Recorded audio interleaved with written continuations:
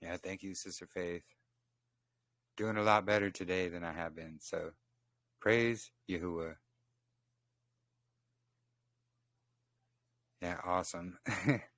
Interesting. I didn't know you can have a little chat in the video itself. That's cool. You learn something new every day. Anyways, yeah, thank you. Thank you. I appreciate all of your prayers, and, I'm praying for each one of you as well. And, we need to continue to keep each other in prayers.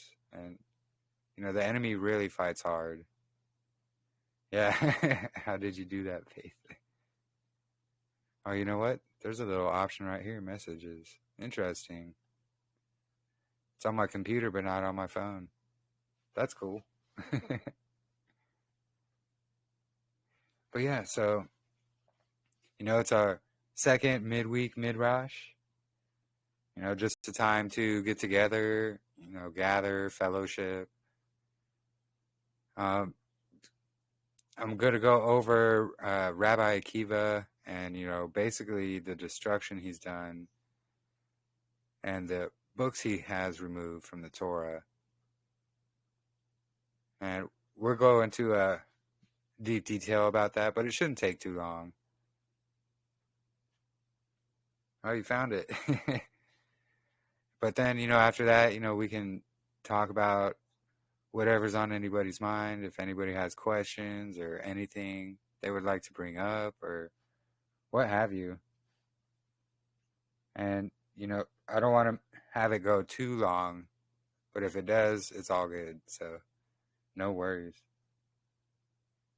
But anyways, let me start with a prayer and then we can get right into it. You ready, Callie? Father, Abba, Yahuah, we come to you in prayer to ask for your guidance and your blessings and your protection. And we need your strength as well, Father.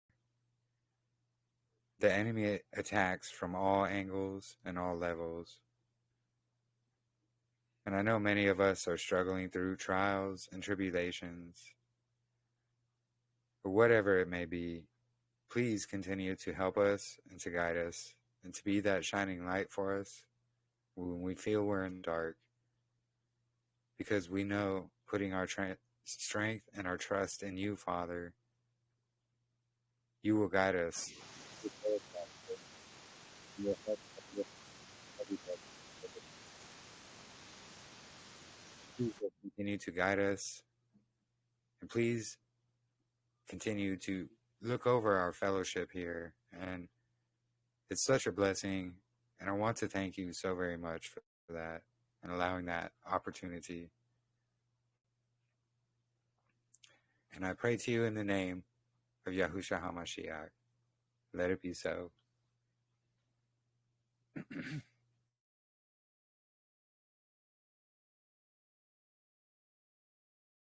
All right, so Shalom, everybody. Welcome. So I thought I would start with just some scriptures here. Hold on one sec. Let me get it on screen. But some good scriptures. And it pertains to kind of the situation and many other situations that we're in right now. As a fellowship in whole. But it's really about, having a foundation in his word. That's really the importance of truly everything, of understanding his word, of following his word, and staying on that narrow path. Because if we don't have a proper foundation in scriptures, we're just going to be blown around and tossed about with every wind of doctrine. And, we're going to surround ourselves with men who tickle our ears and just tell us what we want to hear. And then we're going to believe and follow that. And so this is why, a foundation in his word is truly important. And, there are way too many out there who, they're still on milk and they're trying to teach and share things without having a foundation in Scripture. And unfortunately, those without discernment and a foundation in Scriptures, they may be led astray down that path. And so I'm just saying this so we can continue to pray for everybody. And, please, Father Yahuah, give us all discernment. And so first verse here, verses, I should say, is going to be Ephesians 4, verses 13, 14, and 15.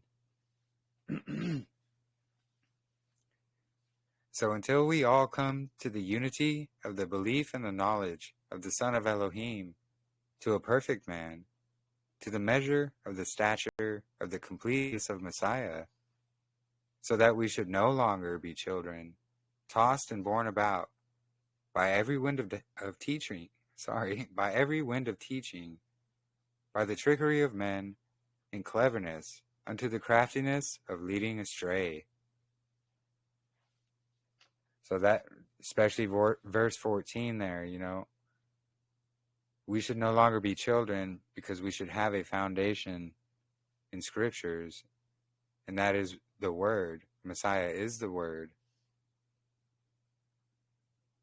And, if we don't have a foundation, we're going to be, tossed and strewn about by every wind of doctrine, by the trickery of men. But this is what we should be doing. We should be maintaining the truth in love.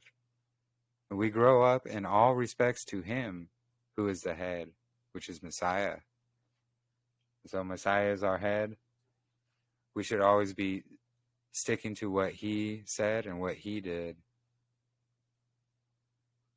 And that can be found in the Word itself. And, we can't be isolating verses or rewording and cutting and, putting Scriptures in a paper shredder to make it say what we want it to say. And, our second verses are going to be Hebrews chapter 13, verses 8 and 9. So Yahushua Messiah is the same yesterday and today and forever. Do not be borne about by various and strange teachings, for it is good for the heart to be established by favor, not with foods which have not profited those who have been occupied with them. So we're seeing, Messiah, Yahuah, they never change. It's the same. They're always the same doctrine, the same covenant. So He doesn't change from the beginning. So if something is going off from what the Word says, it's probably a strange doctrine, and we should really test it out and see what's going on here. And we should definitely not be following men,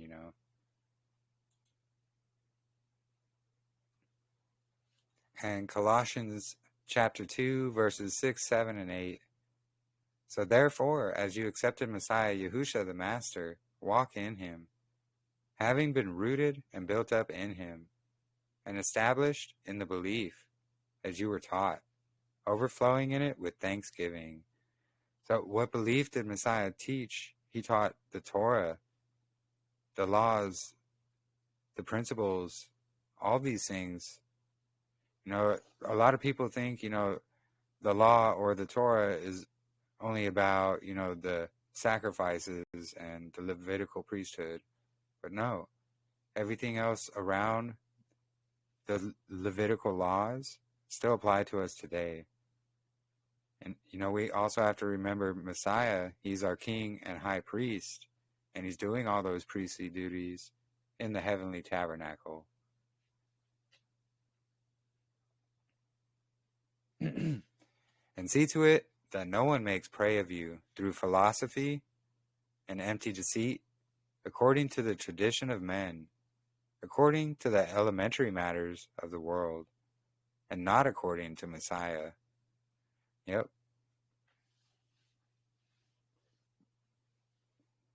Unfortunately, we see a lot of that, people becoming prey because of philosophy, deceit, traditions of men, things like that.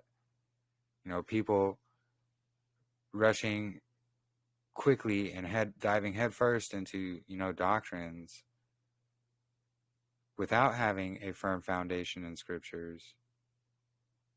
And, that's really why I'm reading this, because, we shouldn't trust or follow any man, not even myself.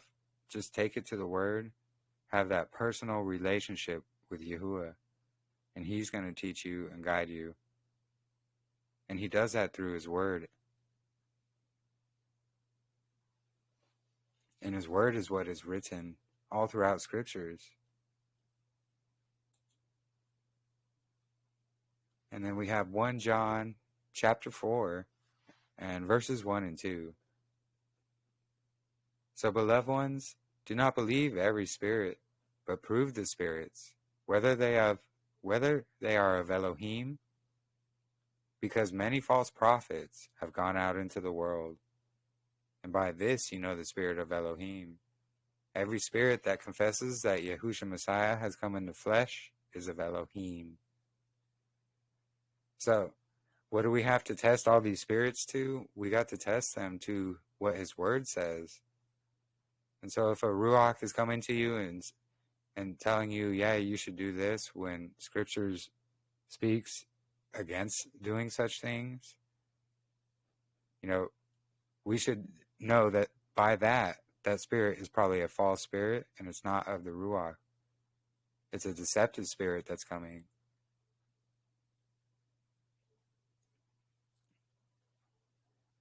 And we have to be very careful as well, because it's so easy to open doors to these unclean Ruach. And jumping down every rabbit hole, sometimes that can open doors as well. And, we have to have that firm foundation.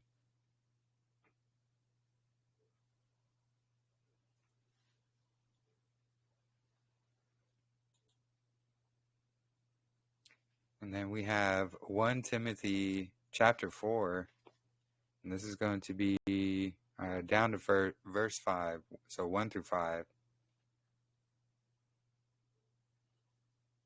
So, but the Spirit distinctly says that in latter times some shall fall away from the belief, paying attention to misleading spirits and teachings of demons, speaking lies and hypocrisy, and having been branded on their own conscience, forbidding to marry, saying to abstain from foods which Elohim created to be received with thanksgiving by those who believe and know the truth. Because every creature of Elohim is good, and none is to be rejected if it is received with thanksgiving, for it is set apart by the word of Elohim and prayer. And, again, we see more about these misleading spirits, the teachings of demons, the traditions of men, things like that. And these things being put above his word and taken for doctrine, or, how you should live. And, sometimes these false doctrines, they have these really, really sketchy backgrounds. And, just that alone can have an unclean Ruach connected to it. And then unknowingly, you've just opened a door to it. That's why it's very important to be very careful. And all this is going to go with, what we're going to get into with Rabbi Akiva as well. Because, what he pushed was a doctrine of demon and traditions of men, and a different doctrine than what the word said. So here we have 2 Timothy chapter 4. So in the sight of Elohim and the Master Yahushua, Messiah, who shall judge the living and the dead at his appearing and his reign, I earnestly charge you, proclaim the word, be urgent in season and out of season. Reprove, warn, appeal with all patience and teaching. For there shall be a time when they shall not bear sound teaching, but according to their own desires, they shall heap up for themselves teachers tickling the ear. And they shall indeed turn their ears away from the truth and be turned aside to myths. And, that's the thing as well, This really all has the same context as each other, all these verses. And it's about, we have to be careful of these ear-tickling doctrines or men that woo with their words and things that will just, cause us to stray off that path. And, too many times I've seen so many that, they just heap up a bunch of different teachers and they go off by what these teachers say. And they never have a personal relationship with Yahuah or never take it to the word and, study it out with prayer and fasting.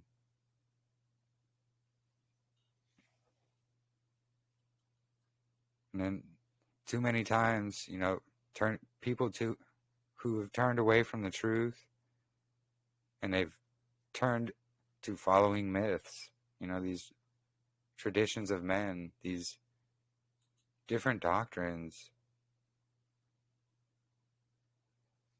And then we have Galatians chapter 1, verses 6, 7, and 8. So I marvel that you are so readily turning away from him who called you in the favor of Messiah to a different good news, which is not another. Only there are some who are troubling you and wishing to pervert the good news of Messiah.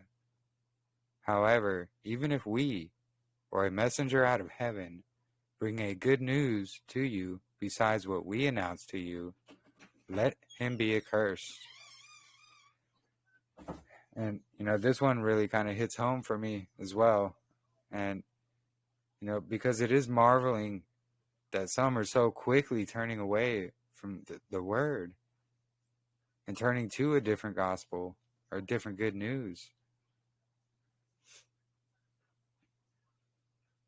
It's that's why it's also important. We need that foundation in scriptures and what his word says.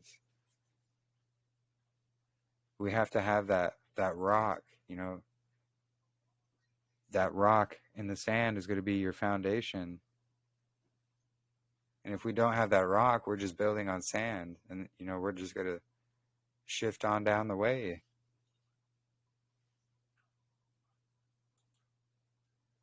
Shalom, everyone. Hey, Shalom. Sorry, I didn't see you join there, Miranda. Shalom, welcome. And Kim No, as well. I just got on. Oh, awesome.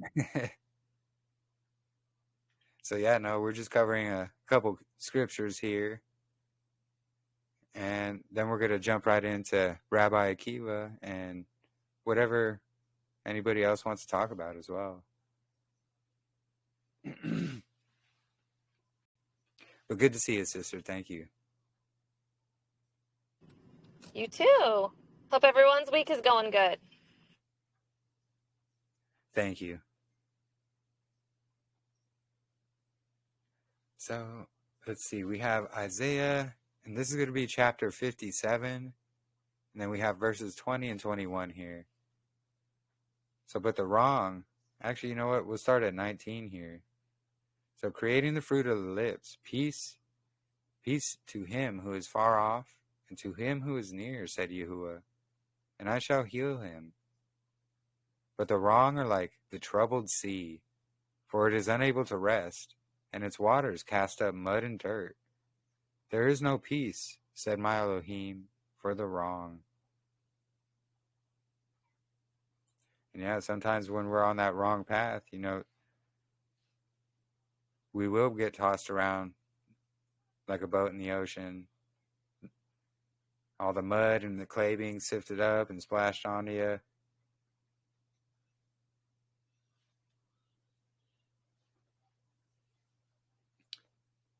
Hey, See, Jeremy. oh yeah, go ahead. I'm in the middle of family, but I heard this and I was like, I got to say something. So when you don't have peace about something, what were you saying? Are Like you when you speaking don't, about the last verse there? yeah, No, so this is basically about the fruits.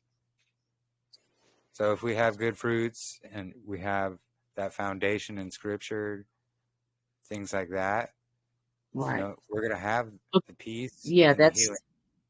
okay. So this, okay, I'm gonna mess this all up. But so when people are constantly looking and challenging, well, if this was changed, then this must be changed, then this is it.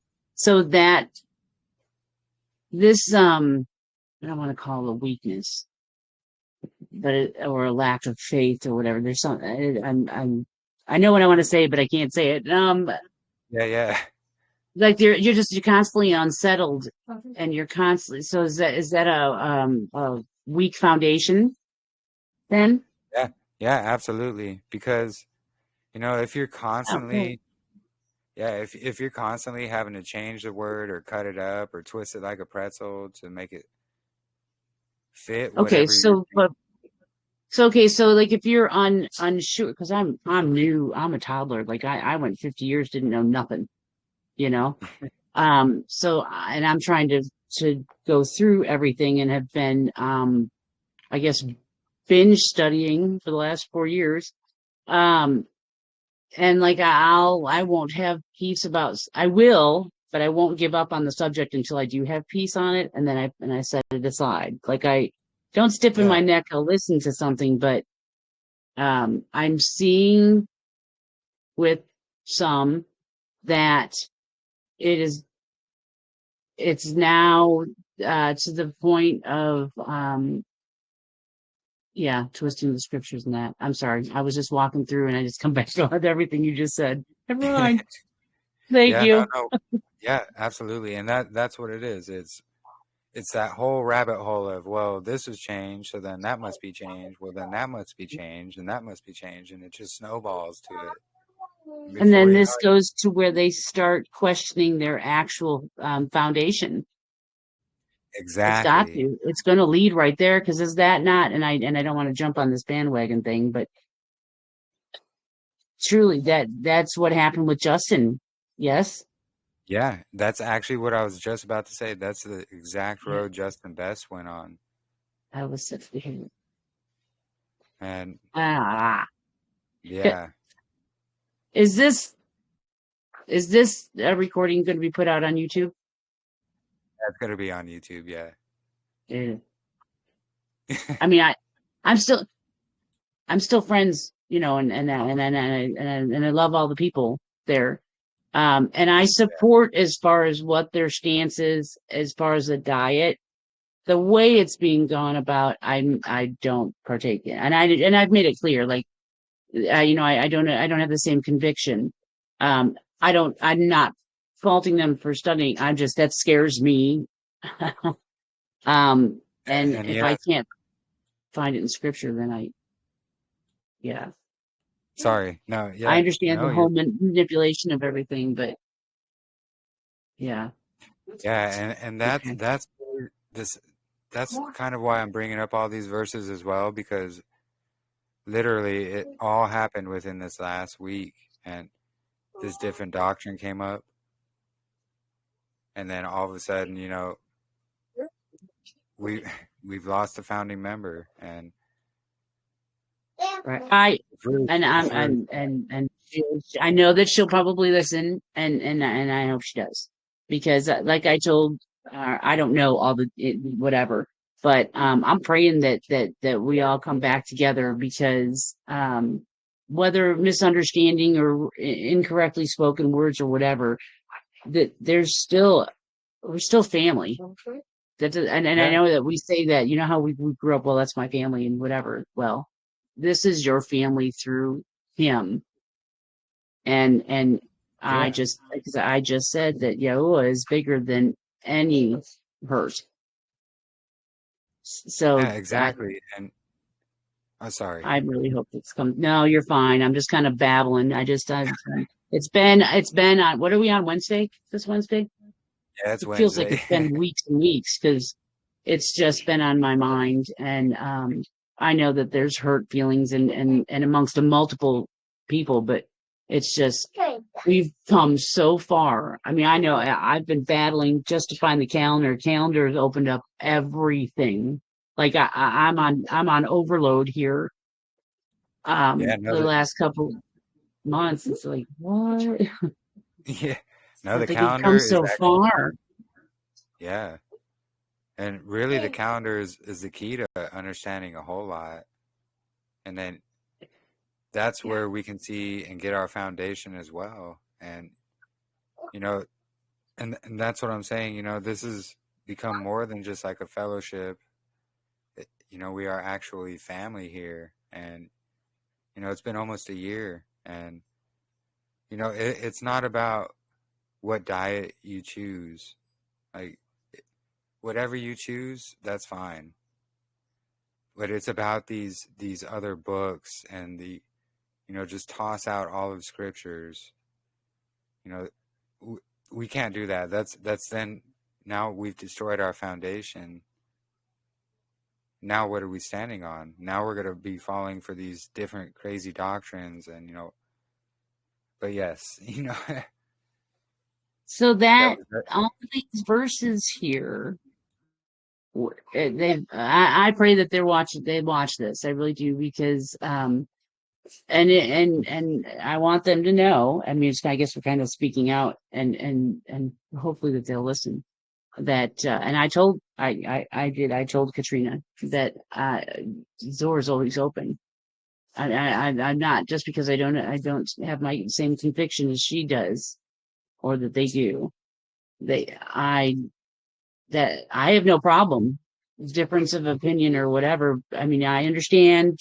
I don't agree with the books that they're going down and all this, and I get it, but it's such a slippery and dangerous slope that we are so close that I don't know.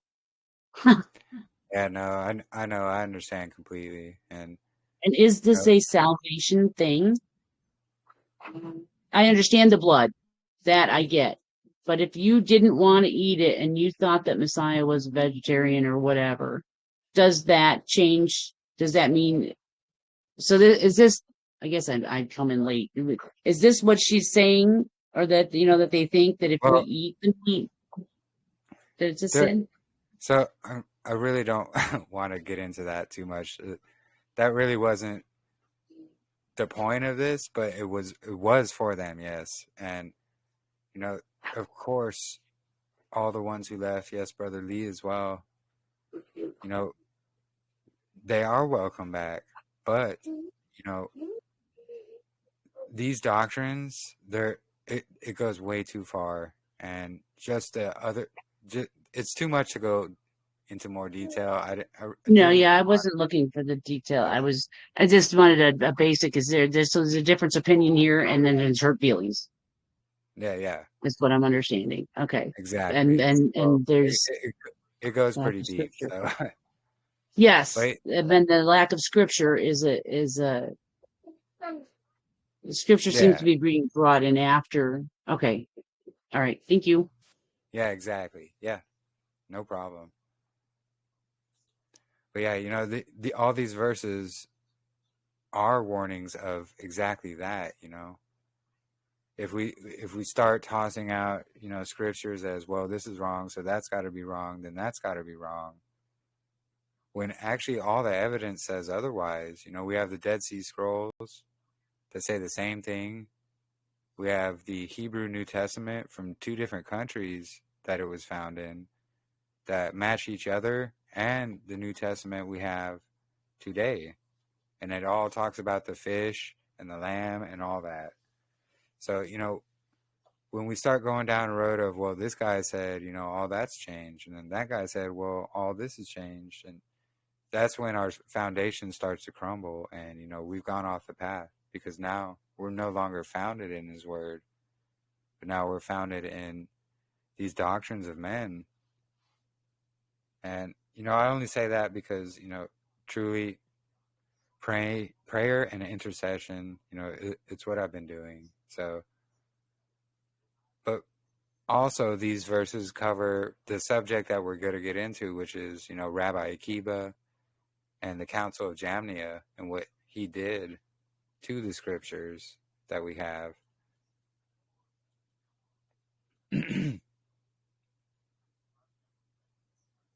So, what do we got here? Just one more verse, and then we'll get right into Rabbi Akiva, actually. So we have 2 Timothy chapter 3, verses 1 through 7. And this is kind of similar to, 1 John? Or no, it was actually 1 Timothy. So it's 2 Timothy. But it goes kind of similar to that. So know this, that in the last days hard times shall come. For men shall be lovers of self, lovers of money, boasters, proud, blasphemers, disobedient to parents, thankless, wrongdoers, unloving, unforgiving, slanderers, without self-control, fierce, haters of good, betrayers, reckless, puffed up, lovers of pleasure rather than lovers of Elohim, having a form of reverence but denying its power, and turn away from these. For among them are those who creep into households and captivate silly women loaded down with sins, led away by various lusts, always learning and never able to come to the knowledge of truth. That's a really big one too. Hits really close to home. But it's important to have this foundation in scriptures. That way we are less apt to fall off that narrow path, because it is a hard road. And there's so many different, doctrines and things like that out there. And it can totally be confusing for especially new people. It's like, whoa, what's this? What's that? That's why, his word is very important. If we have a foundation in his Torah, first off, we're going to be able to have discernment for everything else. And then we see, Messiah himself followed and observed Torah and the festivals and even the proper calendar. Which actually, our sister Marissa, I know she's been working on basically a how-to calendar thing to put together. And Shalom, by the way, Sister Marissa, welcome. Hey, Shalom. Just got off work, guys. So glad I could join. Glad you can be here. Shalom, Miranda. Shalom, shalom. Awesome. But yeah, no. So all these verses I also shared in the chat earlier this morning. So if you want to go back and look, feel free. But very important verses, and just shows how important foundation in His Word really is. And we're gonna go into Rabbi Akiva now, and basically his destruction of what he did to the quote-unquote canon, meaning the books he removed and the doctrines that were pushed as well. And so this is actually going to be from my article I wrote. And oops, I shouldn't share that link because that's a different link. Hold on, let me get the link for you guys. Because this link is like my homepage. I do that so it doesn't have the ads on it. So it wouldn't work for you guys. Give me one sec. I'll grab it.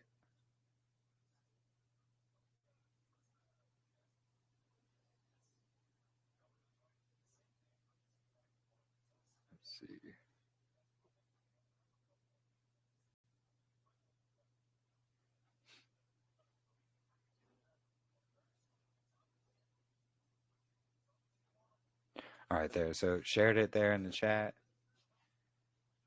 And this is going to be, the chapter that's proving Enoch and Jubilees. And basically, after Enoch here, I go into some of the details about Rabbi Akiva, and that's where we're going to start reading from here. And then we'll go into a little bit more of who he was and, what happened at the Council of Jamnia, things like that. So the rabbis of the first century after Messiah had mixed opinions regarding what are now known as apocryphal books, such as Enoch and Jubilees. Though some maintain that these books were holy, others claim that the reading of these books was enough to condemn one as a heretic. The books of Jubilees and Enoch may have been especially suppressed, as they espoused a solar-based calendar, in contrast to the dominant view supported by the Pharisees, according to which the months are lunar-based, from Babylon.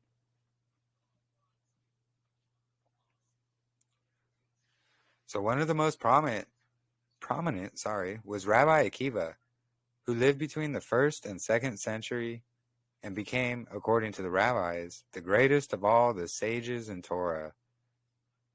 He participated in composing the Mishnah and the Halakha, which is the Jewish code of law, and has many mentions in the Talmud and other rabbinic writings, and was also a Kabbalist.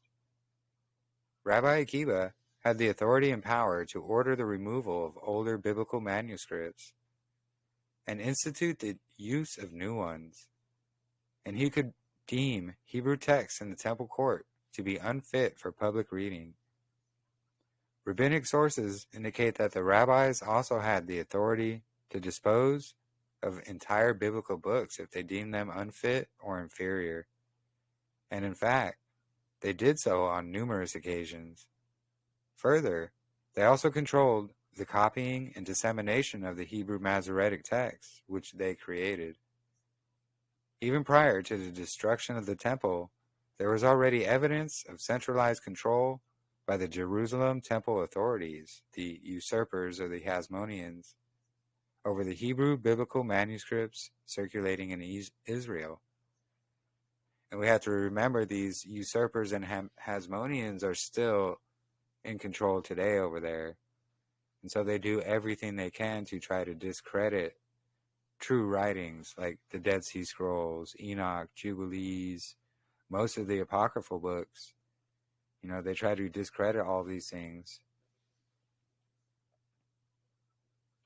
So the Masoretic was composed by Pharisee scribes who worked in the temple court and used master copies stored in the temple archives to, quote-unquote, correct or edit out and reword scrolls brought to Jerusalem by local leaders. This is recorded in rabbinic literature and is also evidenced by the scrolls found in the Dead Sea Scrolls, Qumran. When the temple was destroyed and other sects disappeared, such as the sons of Zadok, the rabbis emerged with full control over the Proto-Masoretic text and the doctrines and writings of rabbinic Judaism. Yep. So once they got rid of the sons of Zadok, they got disposed of all them, which actually I don't think they disposed of them. I think it was the opposite way around because, the War Scroll in the Dead Sea Scrolls is kind of revealing to that. But that's another subject. But because, the sons of Zadok, they were no longer around there, we had these rabbis and these doctrines of men that were going around. And there was nothing stopping them, so they just became these authoritative writings for all of those. And people didn't know any better, so they were fooled. But Akiva and other influential rabbis traveled and successfully exerted their authority. In time, the rabbinic-influenced worldview became central to Judaic belief and practice all around the world, stemming modern Judaism. In the mid-2nd century, Seder Olam became the official Jewish chronology, and Rabbi Yos ben Halafta, its primary author, or editor, was a disciple of Akiva. Seder Olam supersedes the authority of the Hebrew text, according to rabbis. So these are the books, the Jews put above what the Word says. This whole putting these other books above what the Word says is nothing new. We can see it's happened all throughout history. But this is a quote from, who is it? I think it's from Rabbi Rabbi Yos ben Halafta. And this is a quote from him. So our traditional chronology is based on Seder Olam because the authority of its author. It is rabbinic authority and not the authority of the sacred text that is paramount. The rabbinic Seder Olam was successfully dispersed into the communities as the authoritative chronology of world history and is followed by some even today. And we can see they were already rewriting history right at that time, too. This is in the 1st century. Nothing new under the sun. They rewrite history, they change history, they make the truth look foolish or bad. They make the truth seem like, oh, well, that was just all rewritten. No, it wasn't. And we can see it's just the same games, the same tricks Satan plays. So let me continue. So while the Mishnah insists that calendrical disagreements ought not, under any circumstances, tear the rabbinic community apart, even if that entails suppressing challenging opinions or ignoring astronomical fact in order to maintain the calendrical unity. So what they're saying is, because there's so many arguments about the sliver moon and which moon and this moon, that moon, they said, hey, we'll just all come together. It doesn't matter. Even if, the heavens themselves are showing us differently, we're just going to follow our Babylon calendar. Oop. Where was I? Sorry, I scrolled up too quickly there. So here it is. So thus removing many texts like Enoch, Jubilees, and many more. Qumran and Jerusalem were permanently separated by calendrical matters, the usurpation, and many other things. Akiva gained charge of a place in Israel called Jamnia, and this is where the Council of Jamnia comes into play, which took control of all biblical literature after the temple was destroyed by Rome in 70 AD. So again, I should probably rewrite this, but the War Scroll, I was just going off by what the article said, but the War Scroll kind of shows it wasn't Rome that destroyed the temple. It was actually the sons of Zadok that destroyed the temple. I know I've mentioned that a couple times before. I really have to find that brother's video that talks about it, but very interesting stuff. And it goes with, that season of deception as well. So Akiva was a militant man, and he did not favor true followers of the way whatsoever. So Akiva, in his attempt to stop the spread of Yahuah's truth, did something extremely radical. Akiva destroyed or burned the original Hebrew manuscripts and implemented altered Hebrew manuscripts. Akiva, who was a Pharisee, also chose books only accepted by the Pharisees, which was centered around the idea that 22 books were scripture.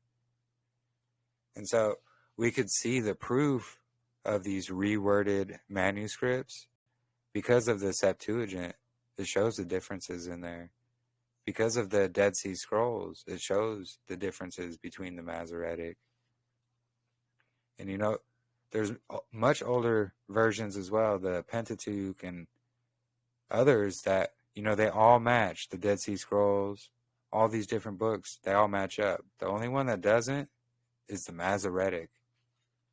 And the Masoretic is the one that most of our modern Bibles are based off of. So we can see, yes, things were changed in scriptures, but we have evidence of the fact. And so it was Rabbi Akiva that said there's only 22 books of scripture. Well, there was way more than that, because he took out all the apocryphal books. So because of this newly closed Hebrew canon, books like Enoch and Jubilees that were accepted by other Jewish sects had now been rejected. Akiva's disciples also made new doctrines, most, if not all, just so they could deny the Messiah. One of his disciples, Rabbi Simeon, created the idea that the sons of Elohim in Genesis 6 were humans, more specifically the descendants of Seth. So we see exactly where this ideology came from. That one, it's the ideology in the church that, the sons of Elohim, they're not Nephilim giants. They were just, the descendants of Seth. Well, that was created by Rabbi Simeon, who tossed out the book of Enoch, where it specifically speaks about the Nephilim.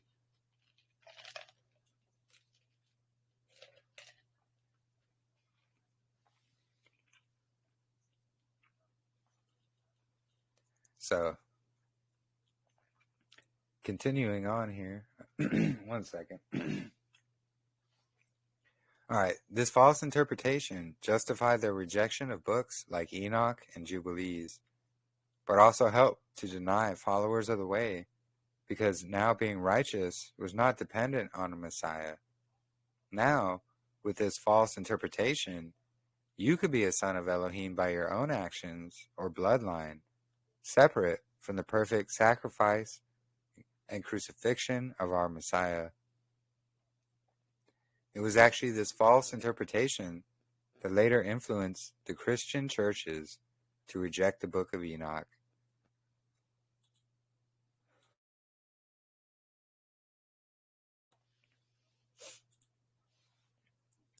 And so this is going to be a quote from, what is it? I'm going to mispronounce this bad, but Delish. So the theme of the book of Enoch, dealing with the nature and the deeds of fallen angels, so infuriated the later church fathers that one, Philastrius, actually condemned it openly as heresy. And that's Philastrius Liber de Heresibus, number 108. Nor did the rabbis deign to give credence to the book's teaching about angels. Rabbi Simeon ben Yochai in the 2nd century AD pronounced a curse upon those who believed it. And of course, in my article, if you go down, all the sources will be at the bottom as well for all of these links to the sources. So Philastrius, or aka Philastrius, bishop of Brescia, rejected the book of Enoch during the Council of Laodicea, another men's council, around 363 to 364 AD. Philastrius then influenced Augustine to reject the book of Enoch, although Christians love to claim the book of Enoch is false for numerous reasons. The church only denied this claim for the reason presented above, meaning the rabbis rejected it, so they rejected it. So please note, if anyone says otherwise, they are not reading the church history. It is also important to note that Augustine actually admitted that Philastrius influenced him in his views. And this is the Augustine Letters of the Closing Years, 325. There are already in existence such works as what God wills, desires Augustine to compile. There is the book compiled by Bishop Philastrius, who Augustine remembers to have met at Milan with S. Ambrose. Philastrius numbers 28 heresies among the Jews before the incarnation, and 128 sins. The Letters of St. August by W. J. Sparrow. And this is just the source for it right here. Society for Promoting Christian Knowledge, New York. So regardless, the point is that Akiva and his disciples, Aquila, Simeon, and as well as others, made an impactful decision by not only rejecting scriptures, not only creating new Greek translations and new doctrines, but they also created new altered Hebrew manuscripts with many passages, not all, that pertain to Messiah either changed or completely removed. So yeah, and they removed things, all the passages and verses speaking about Messiah, all the passages and verses speaking about the calendar. And there's evidence of these changes, like I said, in the Dead Sea Scrolls themselves, the Septuagint, the Pentateuch, all these things. Those books all match. The only one that doesn't is that Masoretic. And so we can see evidence of these changes. What we don't see is evidence of 80 to 90% of the entirety of scriptures being changed. Not at all. Because even the apocryphal books line up with what scriptures say. And so this is going to get into the Book of Jubilees. But so that section right there is going to be from my article I shared. If you would like to read and check out more sources on your own. And then we're just going to go into who Rabbi Akiva was here, just from his Wikipedia page. So it's Akiva ben Yosef, and also known as Rabbi Akiva, a leading Jewish scholar and sage, a Tana of the latter part of the 1st century and the beginning of the 2nd. He was a leading contributor to the Mishnah and to the Midrash, Halakha. He is referred to in Tosafot as Rosh La Hakimim, or the chief of sages. He was executed by the Romans in the aftermath of the Bar Kokhba revolt. He has also been described as a philosopher. And we can see, he's written about in the Babylonian Talmud, the Jerusalem Talmud, and all these other books here that, rabbinic and non-rabbinic Judaism also follows. So, and then it goes on to who he married. There was something else.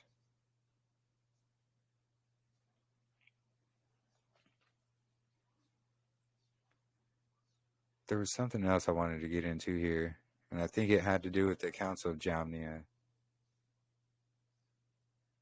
So yeah, we see here, they call them the greatest Tanaim, or rabbinic sages.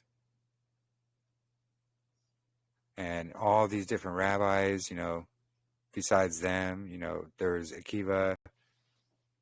Akiva had many of these disciples besides these guys. And where was it? I guess it didn't go in here. Or it didn't go into Council of Jamnia here. I thought it did. My apologies. But no, we see, Babylonian Talmud, just all these different, no good sources. Oh, wait, yeah. So here's what I was going to see, or talk about. So Akiva's opinion about the very creation of man. So he's saying, the creation of man is completely different than what Scripture says, because he says Akiva's ontology is based upon the principle that man was created, or that is, not in the image of Yahuah, or they say God, but after an image, after a primordial type, or philosophically speaking, after an idea. So we see he's changing up scriptures to support this idea that we are some kind of afterthought or after image, and that's not the case. And Adam, he was the first heavenly man. Yeah, that sounds a lot like Jasher. Yeah, and that's exactly no, you're right. That's where books like Jasher get their theology and things like that. But yeah, you can see the red flags, and what is it? What else do we have? So I want to just breeze through it to see what else we got here.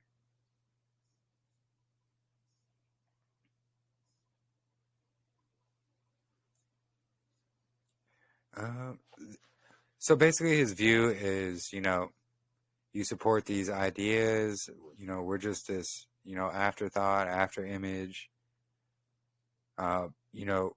removing the books like Enoch, Jubilees, most of the apocrypha, to support this ideology of men, for a lack of better terms.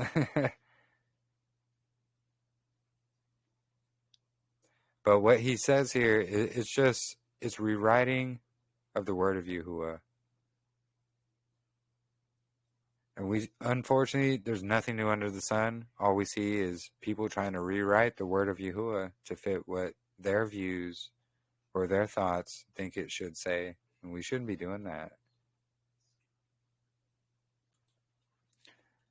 But here's actually where the Council of Jamnia, it goes into a bit of detail. But if you don't know about the Council of Jamnia, it's where Rabbi Akiva and a whole bunch of other rabbis met, and they spoke about what books should be included, what should be removed, and basically more detail about what we just spoke about or read in my article as well.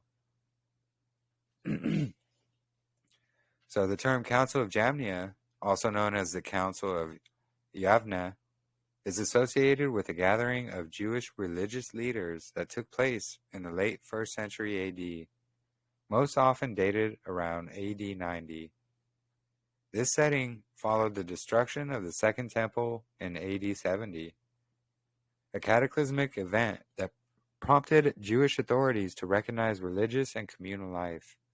Jamnia was a location on the Mediterranean coast, and there, influential rabbis and scribes convened to address the needs of the scattered Jewish community as they sought to preserve unity and identity.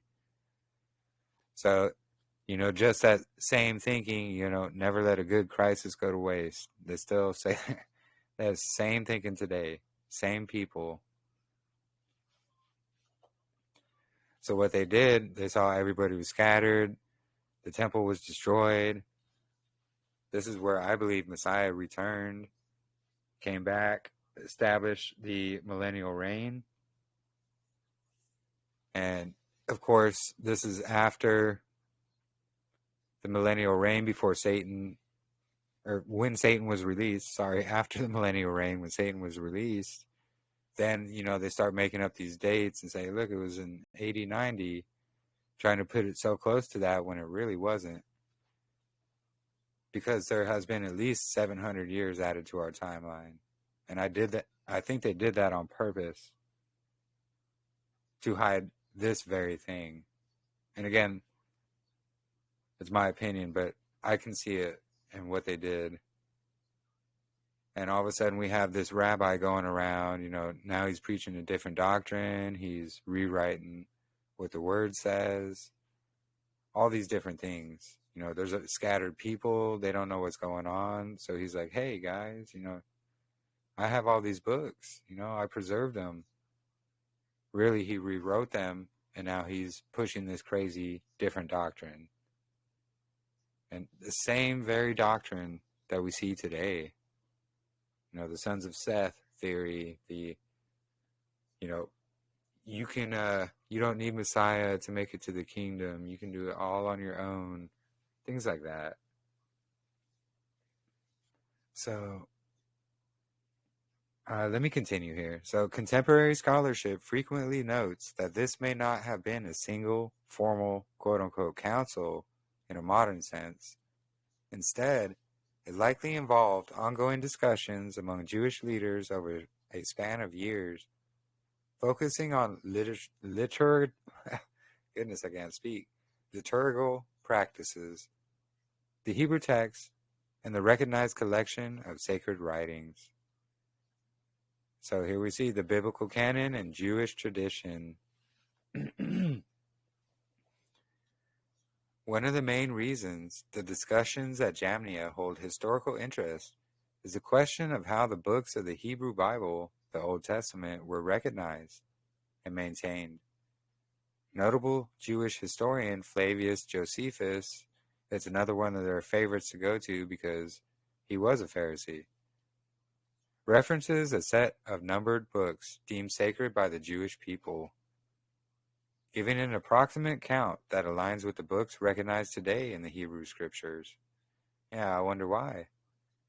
The text of the Hebrew Bible was meticulously preserved by scribes, a fact exemplified by the consistency of the manuscripts discovered among the Dead Sea Scrolls in Qumran. And that, while this is, yes, it's absolutely true, but it also shows where, you know, the Masoretic was changed. And the Masoretic was, you know, edited highly. And the Dead Sea Scrolls prove this. And it's interesting because this is actually from Bible Hub right here. And they're talking about the Dead Sea Scrolls. So though there are debates over which books were questioned in the rabbinic circles, there was Ecclesiastes, Song of Songs are sometimes cited, and there is a consistent testimony that the fundamental list of authorized books had already been widely recognized and used by the first century. Yeah. We see that's exactly what Rabbi Akiva was doing. The gathering at Jamnia is commonly described in church and synagogue histories as providing a forum where any lingering controversies about scriptural text would have been addressed. Yep, a council of men telling others, you know, well, this is scripture and that one's not. But when you read all these apocryphal books, you see they line up with exactly what scripture says. And so the purpose of the gathering, it was to, quote unquote, unify the Jewish community around a standardized biblical text and to ensure consensus on religious practice after the tragic loss of the temple. So, yep, on their religious practice, it wasn't practicing the way of Yahuah. So they discussed clarification of writings, like which books should and should not be included,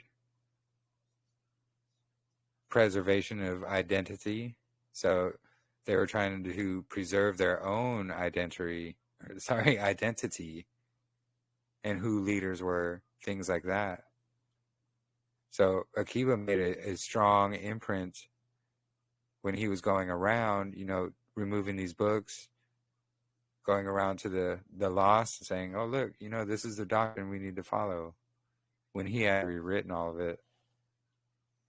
And then the standardization of textual traditions. So what this did is basically same thing up here, clarification of the writings, you know, well, which books should be included and not.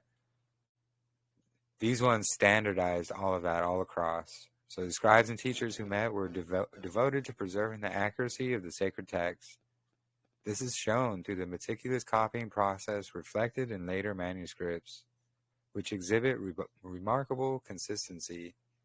Many centuries later, the discovery of ancient manuscripts, such as the Dead Sea Scrolls, further highlights how carefully the text was handled over time.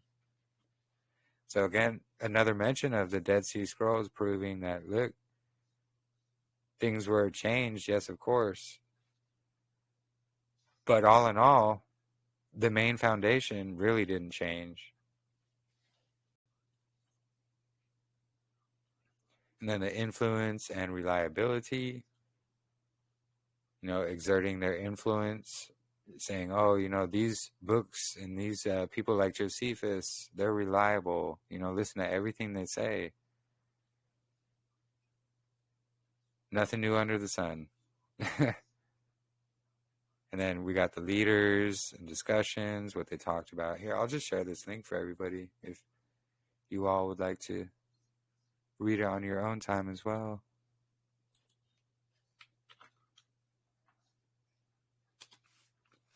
And yes, praying for your travels on the road there, Sister Germaine.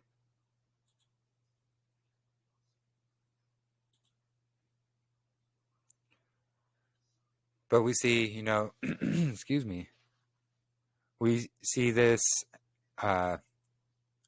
trend where people, they take what Scripture says, they omit things, they add things, they change a few things up here and there, and then they try to push it off as doctrinal.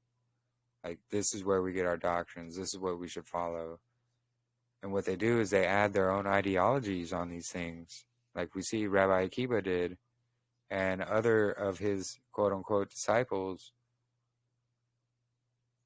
This is where a lot of these false doctrines today came from. They all stemmed from all the way back here in the 1st century.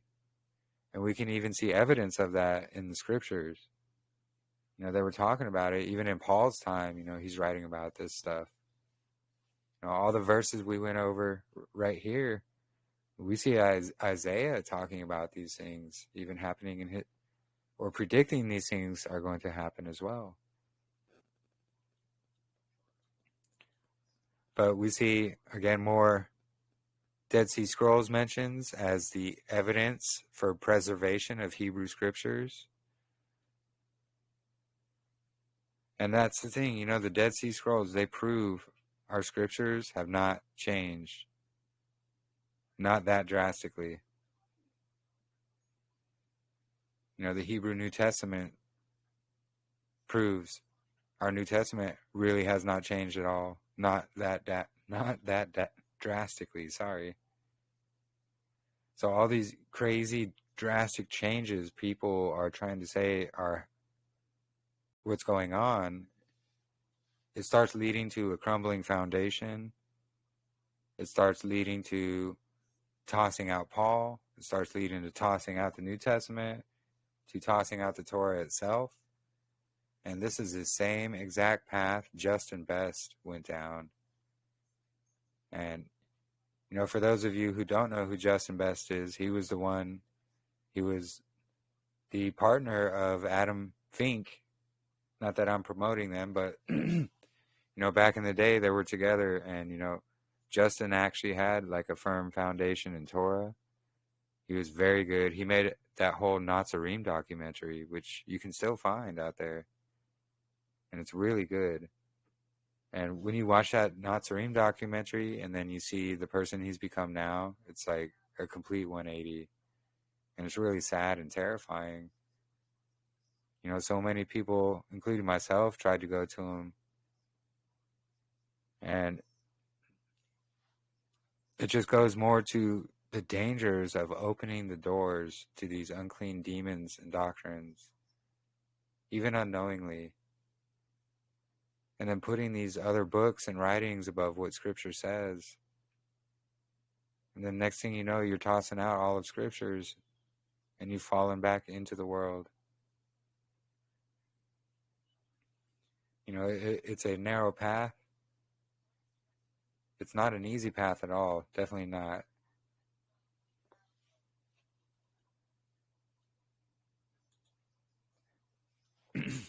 It's a narrow path. We need to stay on it. We need to do our best to stay on it. We need to do our best to have a foundation in what Scripture says and what His Word says. And if we're reading, seeing, or hearing anything different than what the Word of Yahuah says, we can't listen to it. We can't fall for it. Because now, look, the whole world is fooled by the label apocryphal books. But when you read the books like Baruch and 2 Esdras, things like that, you'll see like, wow, they give a whole lot more detail. Not only to like the calendar, but Messiah himself as well.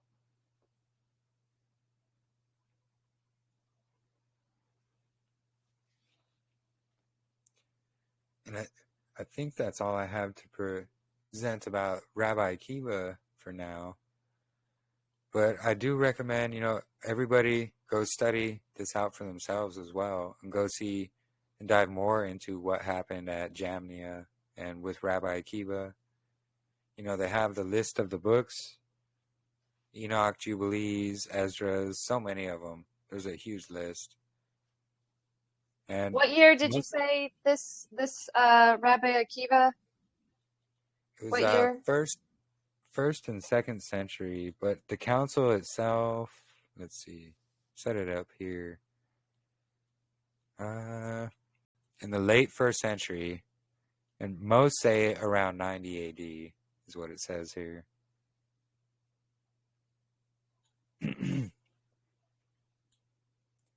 And then we see after this, the whole council of Laodicea, the council of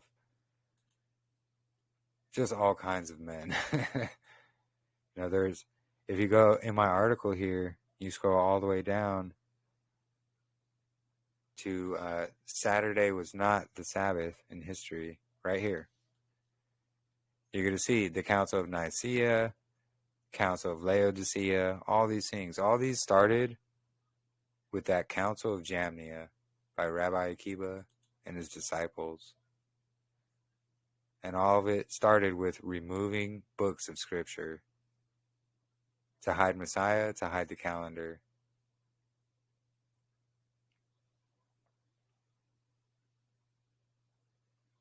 And yeah, this is when these books got labeled apocrypha. And, he deemed them as like, if you read these, you're a heretic and, you're condemned for life, things like that. And, they really didn't want these books read. And that's why the Dead Sea Scrolls are so very important. And the sons of Zadok, Ezekiel 44, they're the ones charged by Yahuah himself to preserve and keep the calendar and the commands. We see that they kept it preserved in the Dead Sea Scrolls. And we see that the calendar is not wrong. So how are we going to say all the rest of the scrolls are wrong? But we see the calendar's not. The calendar's right on point. Yeah, no worries, Sister Miranda. Yeah, I didn't want it to be like a super long fellowship tonight or anything, but yeah, if anybody else has anything they would like to talk about or have any questions about, really anything, please feel free.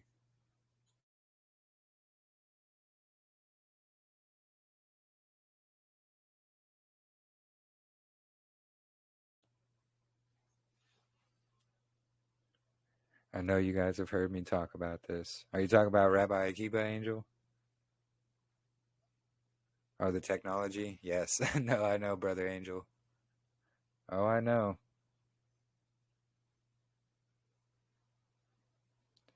Yeah, the 5G, the Wi-Fi, the frequencies of the air made by men. Yeah, I think that's why we went into like the cymatics and things like that before to show, Yahuah, the word of Yahuah himself. that is a vibration or frequency, but it's one of life. And we see these vibrations and frequencies of death that they're now pushing out there to us with all these, even television, radio signal, things like that. And they try to blot out Yahuah's signal. And it has an effect on people as well.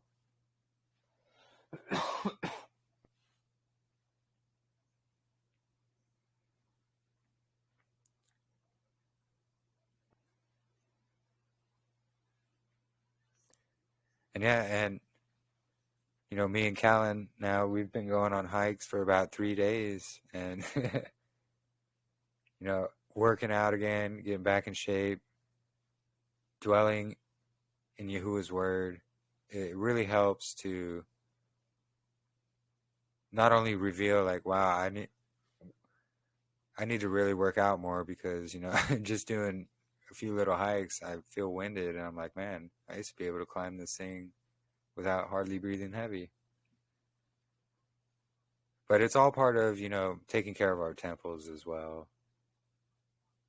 And, it's been kind of a really rough week for me, but, I'm getting through it. And I want to apologize if I'm kind of stuttering or anything like that. It's because I'm kind of tired. Not just physically, but mentally as well. But all praise to the Most High. Jeremy? Yeah. Okay, I didn't know whether I had to change my mic and my headphones. It wasn't working, and I'd been trying to talk to you, and I couldn't figure out why nobody was listening or would respond. Yeah. Anyway, I got here late, and my question is this Council of Jamnia. Do you have a link for that, or can I just go to Council Jamnia on Google or something?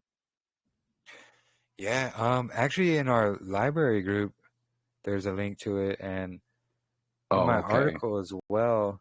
I shared my article there in chat, and there's a link.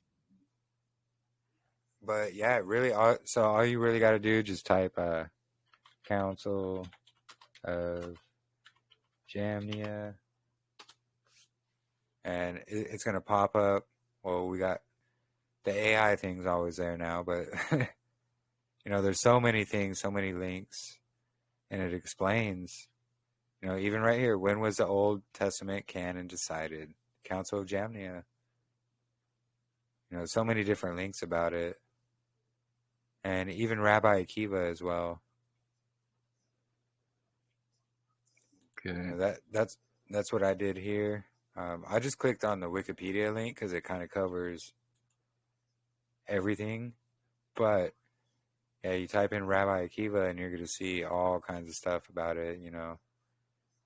In my article there, I have this specifically which sources I used for the section that I wrote. But as you can see, there's a whole lot on him as well.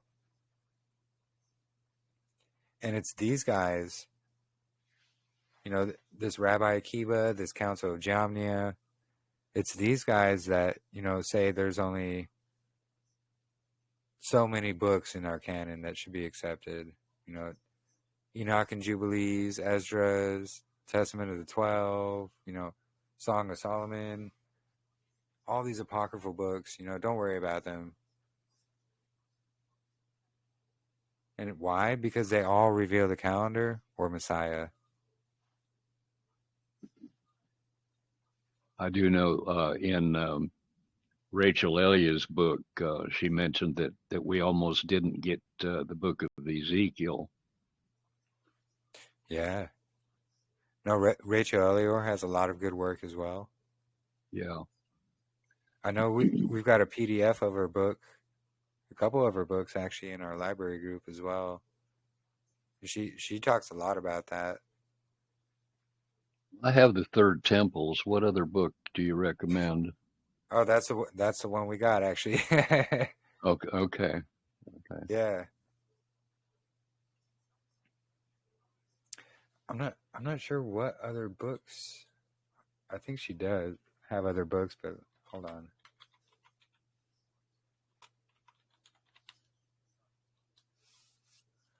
Oops, I think I misspelled it. I think she has quite a few books. From the Sun to the Moon. Well, she pretty much covers that in the Three Temples. Yeah, the Three Temples is really a good one, and Yeah. It's important for understanding the calendar as well, because she talks a lot about the calendar in there. Yeah. But that's where these folks got the Wednesday deal, though. Yeah, unfortunately. She was calling the fourth day of the week Wednesday. Yeah, that unfortunately that's where the whole Wednesday deal comes in, and yeah, we we definitely know none of that is true here.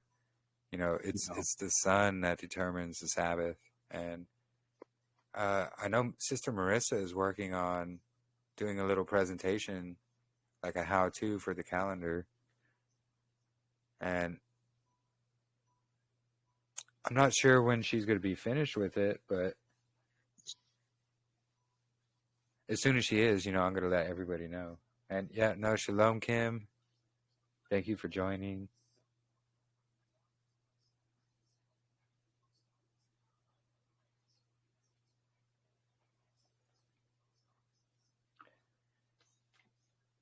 And yeah, so really, I guess the whole point of everything today is just, you know, trust and follow no man. You know, test everything to his word for yourself. You know, there's so many doctrines out there that it's unbelievable. And, you know, it's a very narrow road, and it's very dangerous to go off that narrow road. And, you know, it's so important just to follow Yahuah. It's so important to have, you know, a fellowship and, you know, a family like we have here as well. And I know there's not many here right now at the moment listening, but that's okay. You know, we mostly fellowship on Sabbath day anyway. And I know different people have work and other things at the moment as well. And that's completely understandable. So yeah, the midweek midrashes, I wasn't planning on making them too terribly long. I just wanted to have something where we can have like a fellowship during the week, and we can just talk about whatever, address certain points, things like that. Yeah, until we find a place. Which actually, speaking of, thanks for bringing that up. I totally meant to bring that up. So yeah, we were all speaking about, you know, looking for some land, purchasing some land, you know, coming together as a community, a family, and just getting some land together. And, you know, even if, you know, people are unable to live there, it could still be somewhere where we can gather and fellowship for like the festivals. Just kind of an idea we've been tossing out there. But honestly, you know, to meet each other in person and fellowship in person would be so amazing. And we truly all do need each other. We could be there to actually help and uplift. You know, see each other in person, and really it'd be amazing. I know they do have cheap land here in Arizona for sure. Yeah, it would be great. Absolutely, Faith. No, they got super cheap land here in AZ, but I was thinking more of a central location or what have you, anywhere really. But it's just an idea we've been tossing around, and you know, we can talk more about that actually when more people are around to speak about it. Because I think truly a community is very important. And even in case something pops off, like we have to flee the cities, flee to the wilderness, things like that. Well, we'll have a spot to flee as well. Or all meet up and make plans and decisions on where to go, things like that, you know. You know, actually for quite a while I've been thinking about, you know, we should talk about some kind of central meeting area, or hey, if something happens, we can all meet up here or make our way here. Something like that. Because, you know, it's always good to have a plan. Because Noah was a prepper. He had a plan. It was the ark.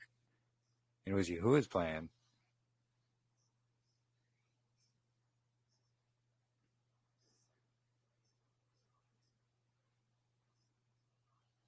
Yeah, Arizona, Nevada land. Well, so the thing about that, Angel, is so here in Arizona, especially in Nevada, so at least in Arizona here in our desert, we have like bushes and cactuses. In Nevada's desert, it's just sand. There's hardly any even plant life around there.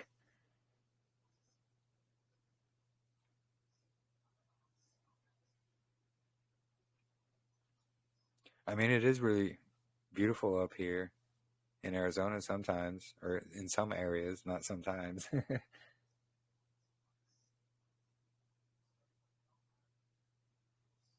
The best place in Arizona would be up around Flagstaff, wouldn't it? Yeah. No, it's really nice up there. It's got forest. There's actually natural springs up there as well, you know, right Yeah. out of the mountain. I remember visiting it actually several times. Well, there's so many natural springs, but there's one specifically by Flagstaff, and it's a little bit of a hike, but it's the source of a spring, and it's literally coming right out of the top of this mountain. And you can go up right where it's coming out, and you can see, like, if you take a flashlight, you look into where the water's coming out. It's pretty cool. But Sounds literally, like it. crystal clear water. Just you can drink it right as it's coming out of the mountain. So, like in relation to the fault lines and super volcano in Yellowstone, with the fallout, would they be affected? Like that area, because that's something else that I take into consideration. With like the biggest earthquake that this country has had is the New Madrid. And then I don't know if Yellowstone has ever erupted, but I think, wouldn't that be in the fallout of that as well? Yeah, so actually, Yellowstone, we're actually slightly out of range of that fallout here in Arizona. I looked at a map. I'll have to relook again just to make sure. But they had some kind of map of like fallout map if Yellowstone ever, you know, blew. And that Madrid fault line, things like that. Like really, Arizona, New Mexico, Texas would all be pretty safe. And, you know, even further south, like Mexico and things like that. But even the ash cloud can, like, we may not be in the fallout, the immediate fallout, but the ash cloud of things like that, it'll actually affect the whole entire Earth. It'll eventually just go over it just because there's so much debris and dust. But then again, you know, that's going off, you know, a scientific opinion or what they say about it. Actually, let me see if I can find something.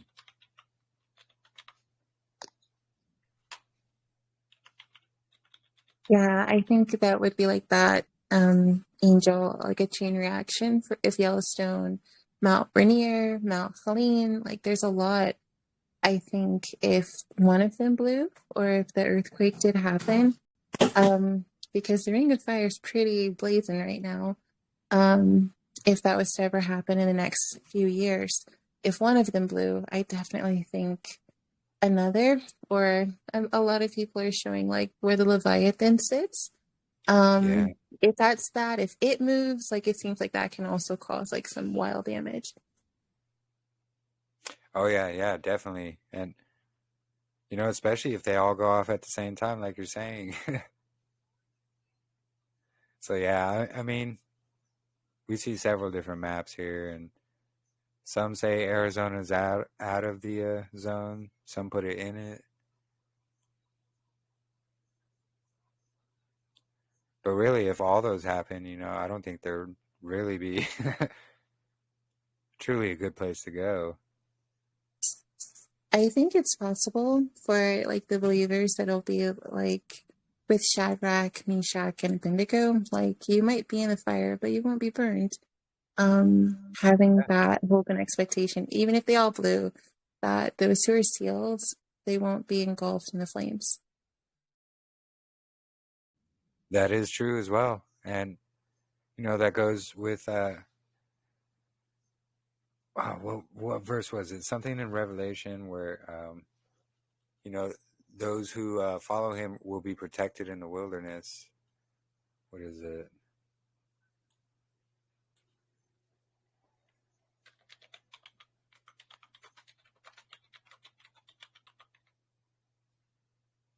Hold on.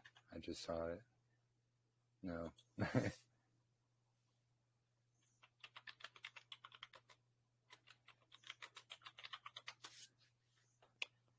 I'd have to see the verse and recall exactly what it says, but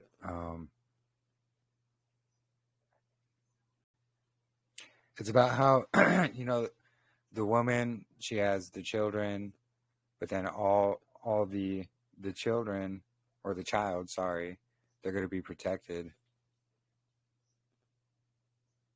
And we're going to go out to the wilderness. I'm sorry. I'm not recalling it because my mind is tired at the moment. I know it's in Revelation.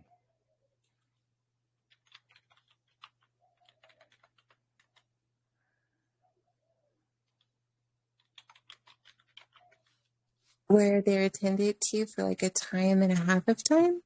That Yeah, verse, yeah. yeah, I that's believe. how I can find it. Yeah, sorry.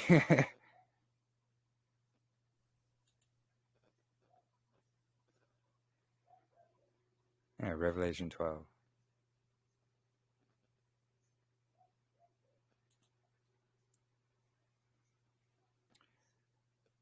And then the woman about to give birth, ready to devour her child. And then she gave birth to a son, the male child, who will rule all the nations with the iron scepter. And her child was called up to Yahuah and to his throne. And the woman fled into the wilderness, where Yahuah had prepared a place for her to be nourished for 1,260 days. Yeah, that's it. Because, the woman, it's like, that's the, like, in relevance to, the bride of Messiah, the bride of Yahuah, things like that. Like, that woman, that's representation of his people. And when something happens, we're going to have to, be called out to the wilderness. But Yahuah has prepared a place in the wilderness.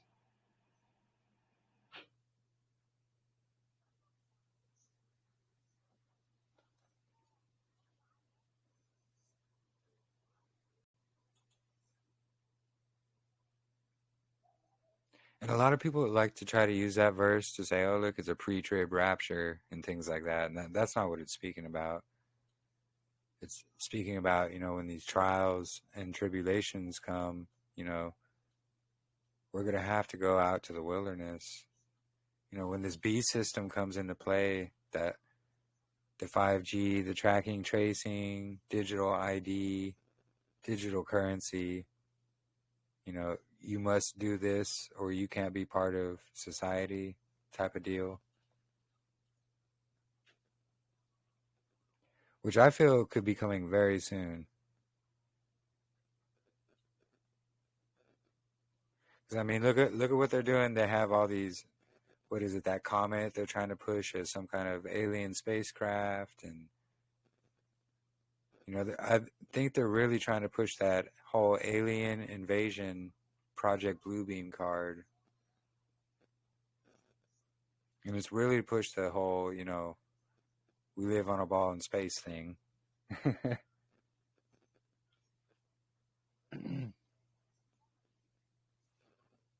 Wait, which verse mentions a mud flood there, brother?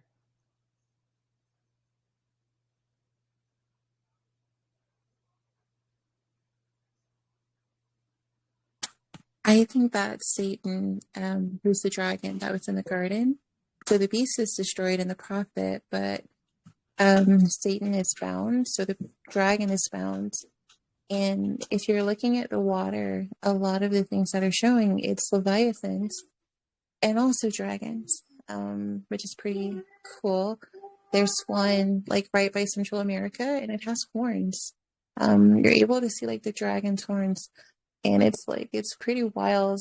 But there's like several creatures that seems to be making its debut soon. But yeah, that's my take on it. No, I've actually seen that. And even somewhere by South America and Antarctica, in between there's like a serpent head, or a giant serpent-looking head, and where the nostrils are is like 2 volcanoes. And there was a guy calling it Leviathan. I'll have to look up,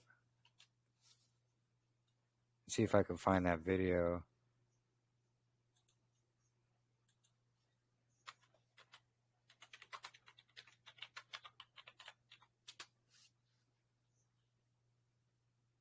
See if oh yeah, it was this one right here.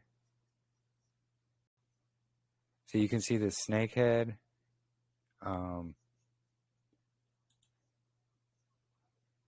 So this is South America, the tip of South America, and then this is one of those tips from Antarctica. And you can see it's forming this, you know, snake-like head. And like here and here are volcanoes, like active volcanoes.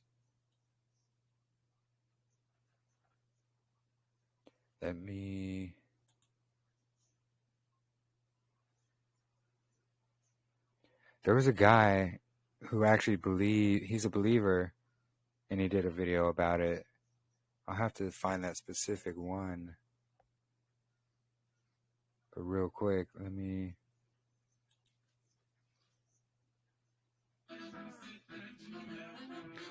Oh, that music's terrible. Anyways, I'll tell you what. I'll have to go find that video at another time, and then I'll just share it in the group. But no, what you're saying, I've seen before, and we could see it right there. You know, very strange things.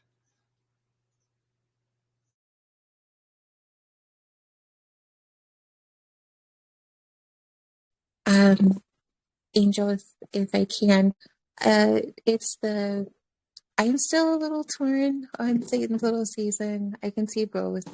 I'm thinking like all sea life would have had to have died.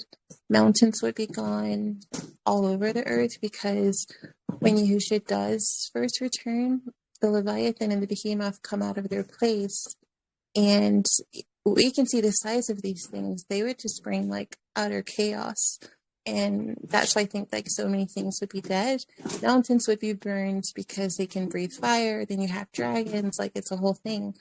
But if it already did happen, the one that is still remaining would be the dragon, the serpent of old. So that would be Satan. If it hasn't happened, and all these things start popping up, then we're ready. Like we're headed to that ultimate destruction.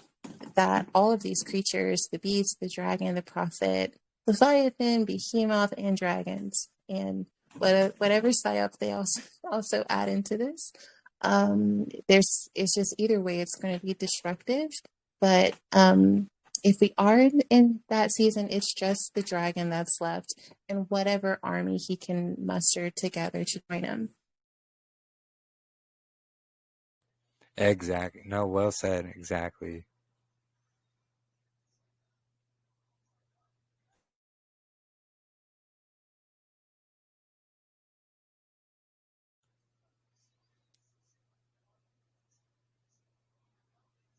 Yeah, so basically, Angel, so the same things will play out before, or sorry, the same things will play out afterwards as they did before, because, there's nothing new under the sun.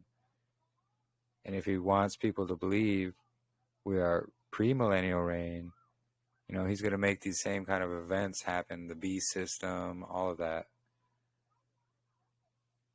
But then we also have the Gog and Magog war, which happens after the short season. It actually ends the season because that's the final thing that happens before, Judgment Day.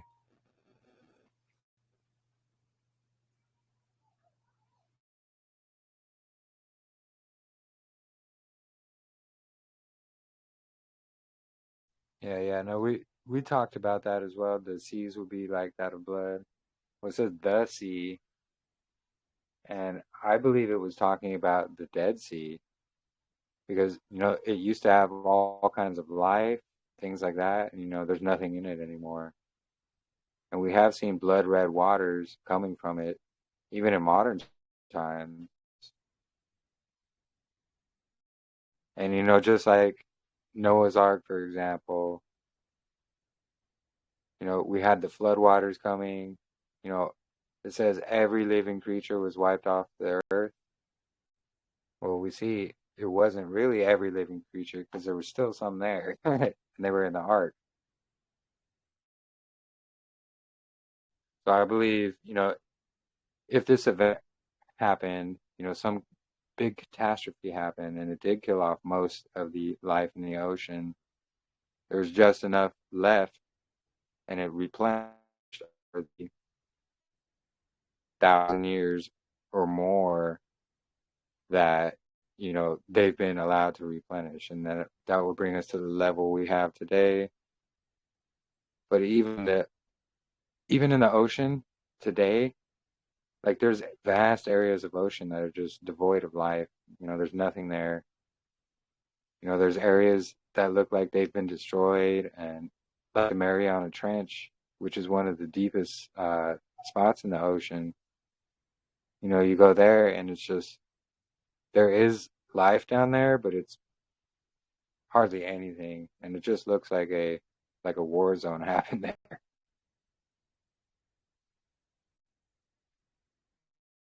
Yeah, it said the sea. No, I noticed that when I was looking it up. Actually, it said the sea.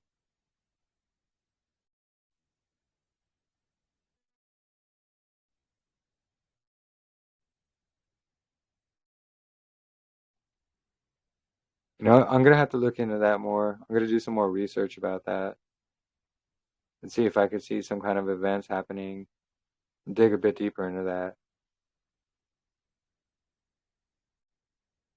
See,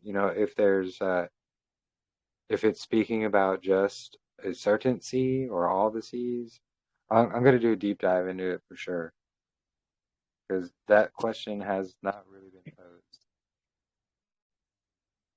So it's good to ask Also, questions. Oh, go ahead. I'm sorry.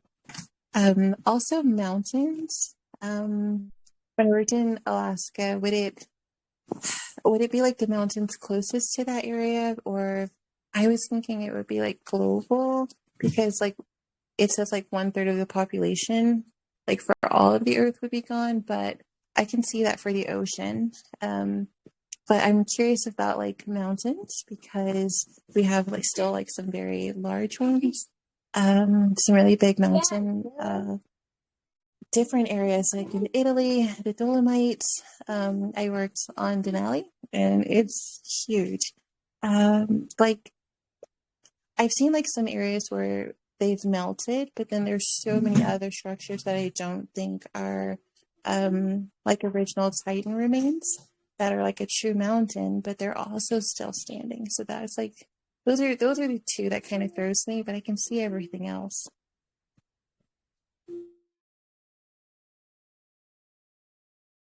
Yeah, no, for sure. I will definitely have to look more into that, do a deeper study.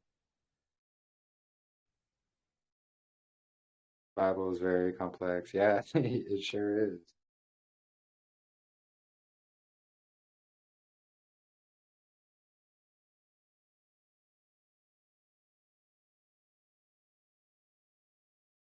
Yeah, and does it represent something like, yeah, no, interesting there, Angel. Because the sea, it represents people, same with the mountains and trees and valleys. Yeah, so no, it could be an allegory. I don't know. That's a very good question. I'm gonna have to definitely look into all this more.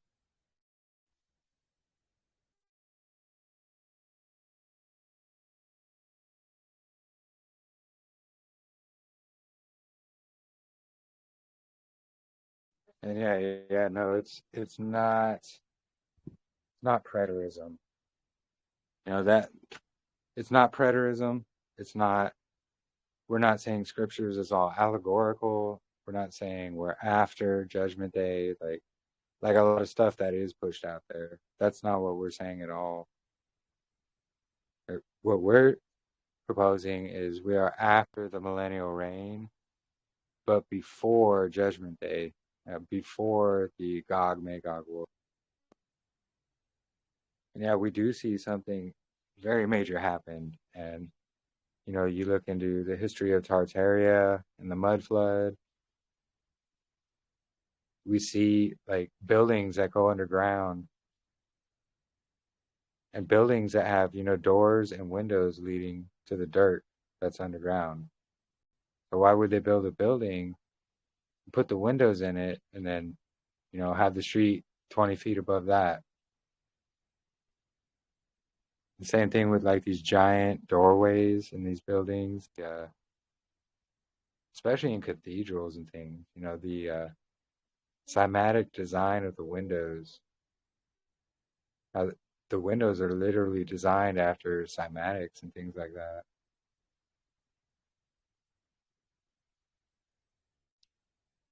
Well, yeah, so I get what you're saying there, Angel, but we can't take scriptures for all allegory. But I do want to dig into, the sea and the mountains thing a bit more. That's something I haven't really dug into. I've dug into all the other aspects about it, the scriptures, things like that. But there are certain verses that make you think. One of the ones that got me before was, when did the stars fall from the sky? And then you actually look it up and you're like, wow, there's the day the stars fell from the sky. You're like, well, when did the sun go dark? And then you look it up and you're like, wow, there was the time where the sun went dark. So I just got to dig into this. Yeah, it's definitely not preterism, brother. Preterism is completely different than what we believe.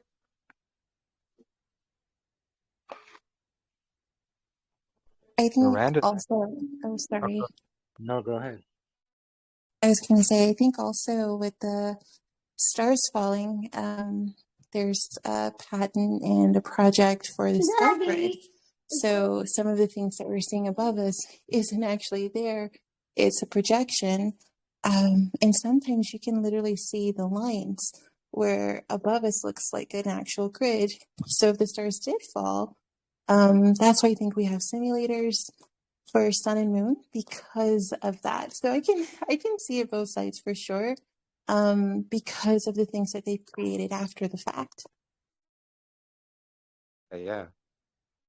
And like I said before, it's whether we are pre or post millennial reign, we still have the same goals and we still have the same promise and hope of making it into the new kingdom. And that's going to happen when heaven and earth are both renewed into one. So it's not hopeless. It's not, oh, well, what's the point now? But no, we still have that same goal. We uphold the Torah, we follow his commands, and we try to teach others to do the same as well. And we'll still have that shot and that chance to make it into the new kingdom. Yes, eternity.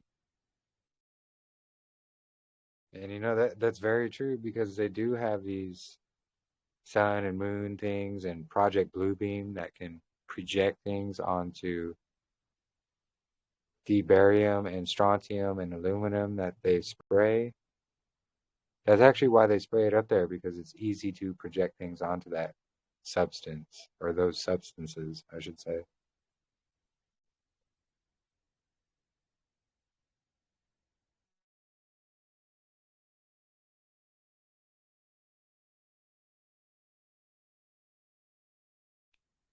But in my opinion, I don't think the sun and the moon are a projection. Sure, they have these things to do that. But we see in Enoch that, the sun will be forever, and their purpose will just be renewed in the new heaven and earth. Like, they're not going to be for days and months and years anymore. But they're going to be, what would it say for, I'd have to reread the verse again, my apologies. But it talks about how the sun and the moon they're going to be there forever. And we know Satan only has authority over the earthly things. And the sun, moon, and stars are heavenly.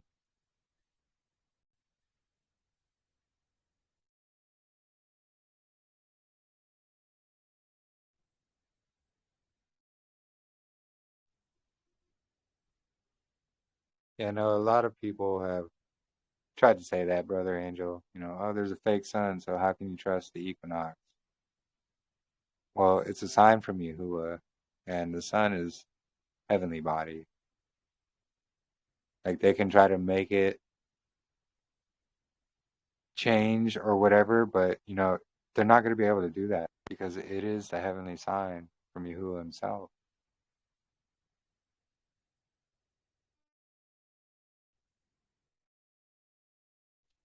Yeah, exactly, Sister Cheyenne. Yeah, and really, it's Messiah's words that got me on that too, because I was one of those who rejected it, and I was like, no, there's no way, it's foolish.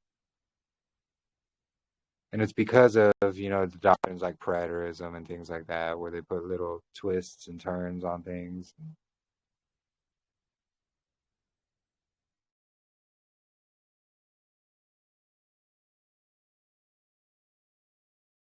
Oh yeah.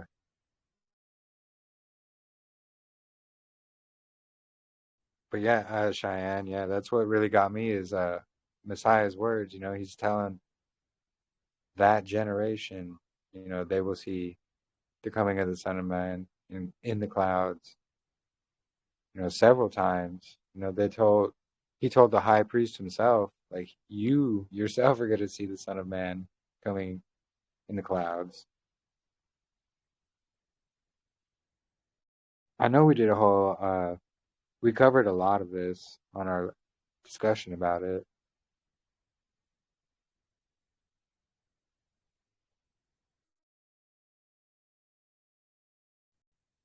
Yeah, exactly, Sister Faith.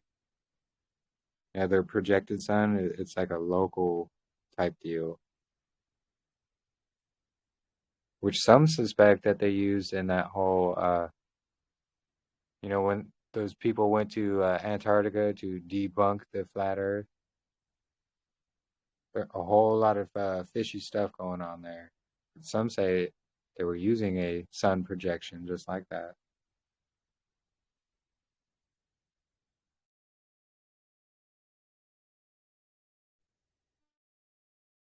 And we're going to lock in the exact date of the equinox.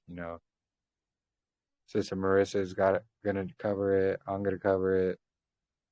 Anybody else here is welcome to cover it as well. It's really easy. You just get a stick as straight as you can, put it in the ground, and then you mark the end of that stick from sunrise to sunset. And once those rocks line up in like a straight line, that's going to be the equinox day. Awesome, yeah. No, it's fun, and even the children will love it.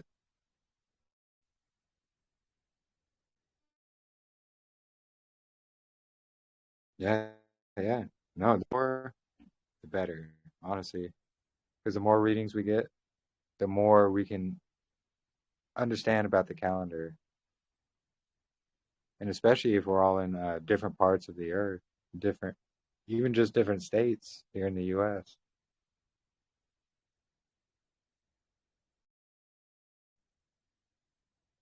Yeah, because, if you're stranded on a desert island somewhere and you have no idea what date you are or what the date is, you can always use that sun. You just put a stick in the ground, mark the end of it, and you can see if the rocks are curving one way, you're going to be in summer. If they start curving the other way, you're going to be in winter. But if it's straight, it's going to be the equinox.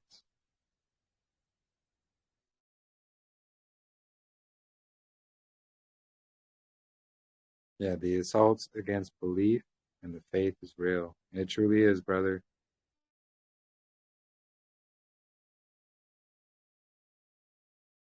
Based on the Gregorian. No, well, we don't base it on the Gregorian. It just happens to fall on either the 19th or the 20th of the Gregorian.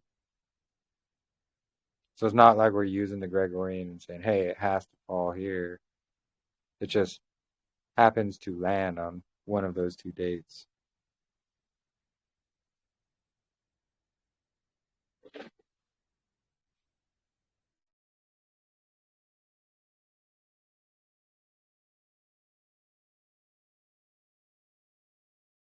And yeah, no, it's a really, really good lesson and fun for the children.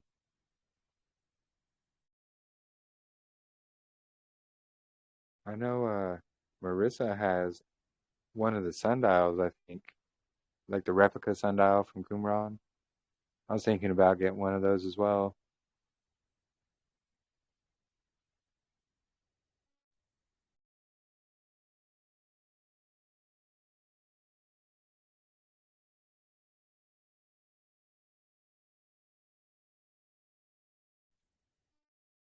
But yeah, it's going to be coming up soon, actually. We've already passed the fall equinox. We'll be coming up on the winter solstice here soon.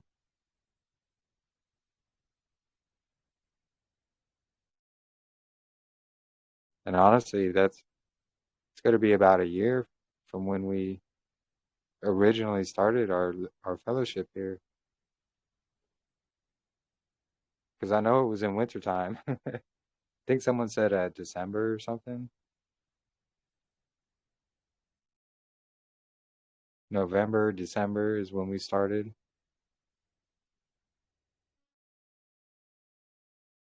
Yeah, that one right there.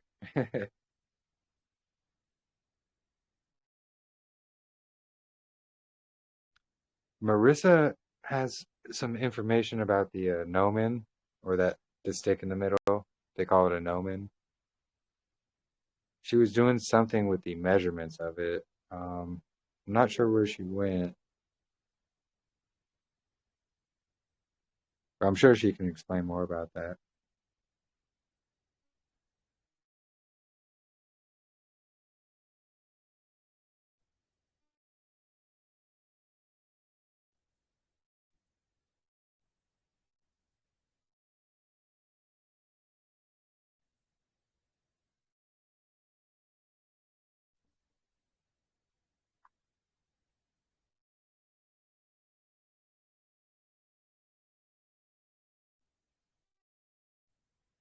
Well, yeah, apologies. I'm tired today.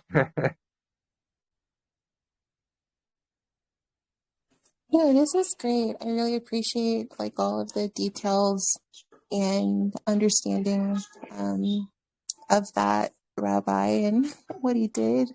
And yeah, I've learned a lot, so I'm very grateful.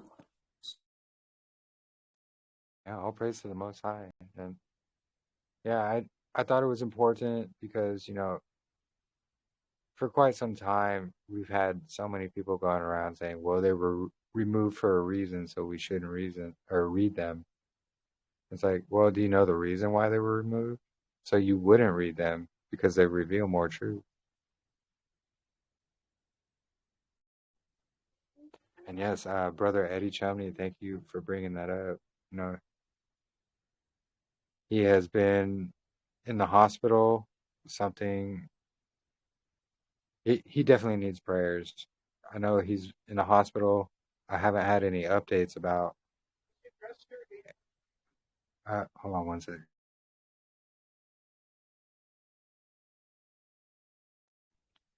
Sorry about that. But no updates on Eddie Chumney as of yet. I haven't heard. Just please keep him in prayer. He definitely needs it. He's another big one in the Zadok community. It was already really tough with Brother Jackson, but he went peacefully, at least.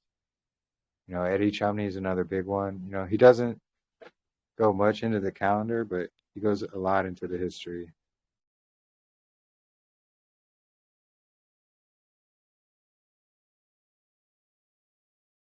Okay, yes, heart surgery. Heart surgery.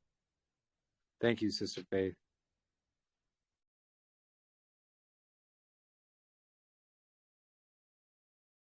Yeah, so prayers for Brother Eddie.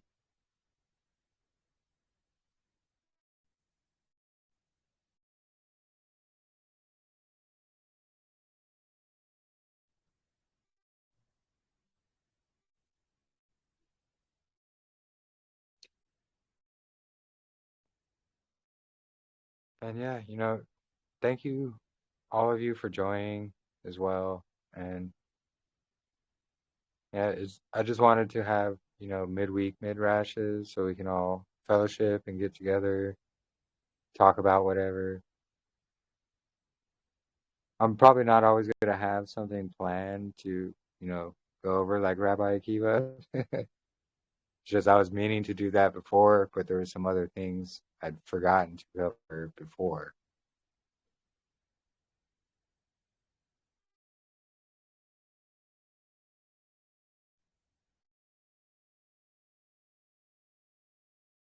So I have a question. If we don't have like topics for like midweek, could we do like readings like with like going back over Enoch or going through Jubilees or Edges or something like that if we don't have like an actual topic? Actually, yeah, that might be a good idea. That's probably a good idea. Yeah, we should actually do that. I should put a little vote thing in there, with the apocryphal books and which one we would like to go over. I mean, we could go over them all, not in one session, of course, but we could at least cover a lot of them.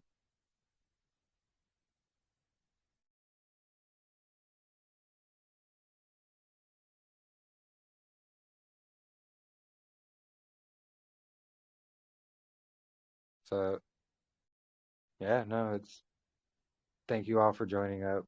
My apologies for being kind of tired. Not a man of many words this evening, but I pray you guys got something out of it. I know a lot of you did, but take it and study it out more. And the more you study into it, the more you're going to see the lies and the deception, and the more you will be able to discern and tell what is a lie and what is not. And really, the importance of having your foundation in His Word. His Word is that rock. And as long as you have a foundation in His Word, discernment should be fairly easy.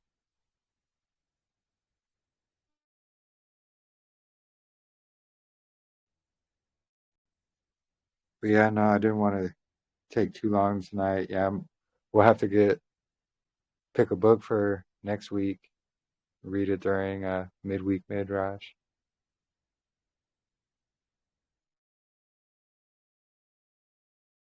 Yeah, if nobody has any other questions, I think we may end it there for this evening. And, please continue to keep me in prayers, and I will also continue to keep all of you in prayer as well.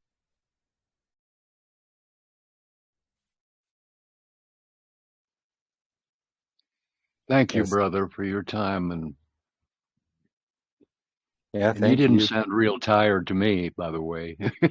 You sounded like you really wanted to keep going. No, I do, but no, I am really tired. And I appreciate Yeah, that, because I I can feel understand that for sure. By the way, one question. I did come in late. How late was I? I came in just a couple minutes after 7 Eastern time. let's see. Let's see, I started 4 here. It was probably about an hour late, I think. Oh, Maybe then less. 6 o'clock Eastern. Are you going to leave it at 6 o'clock Eastern? Yeah, yeah, because it's 4 o'clock my time. So 4, 5, Okay. 6. Yeah. Okay, doke. I'll try not to be late next time.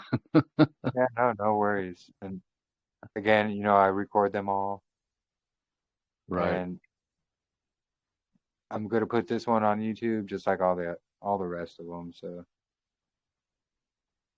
yeah, no, thank you for joining, and thank you for being here as well. I appreciate everybody's input and all the prayers and the love. And we are a family here.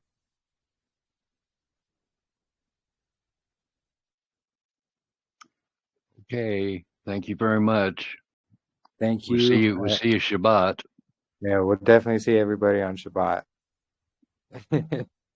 And yeah, until then, I pray everybody has a blessed evening or a blessed rest of their day, wherever they're at.